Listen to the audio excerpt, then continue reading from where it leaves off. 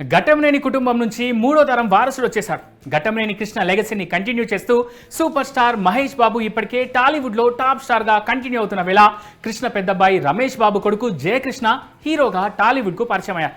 Ajay Bhupathi direction లో శ్రీనివాస మంగాపురం సినిమాతో at present theatre లో సందడి చేస్తున్నారు. ఇప్పటికే ఆడియన్స్ నుంచి ఫిలిం లవర్స్ నుంచి ఘట్టమనేని ఫ్యాన్స్ నుంచి మంచి రెస్పాన్స్ తెచ్చుకున్న ఈ మూవీ ఫస్ట్ డే కలెక్షన్స్ పై అందరిలోనూ క్యూరియాసిటీ అయితే ఉంది.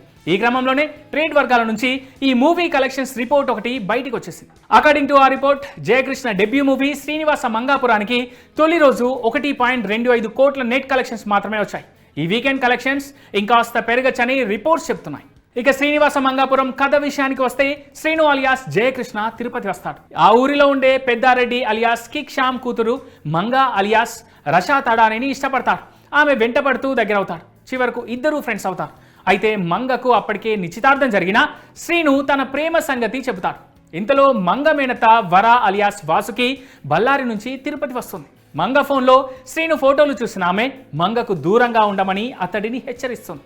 ఇంతకీ శ్రీను గతమేంటి, మంగతో అతడికి ఉన్న సంబంధం ఏంటి, మంగ కోసం తిరుపతికి రావడానికి కారణం ఏంటి అనేది ఈ సినిమా అసలు స్టోరీ.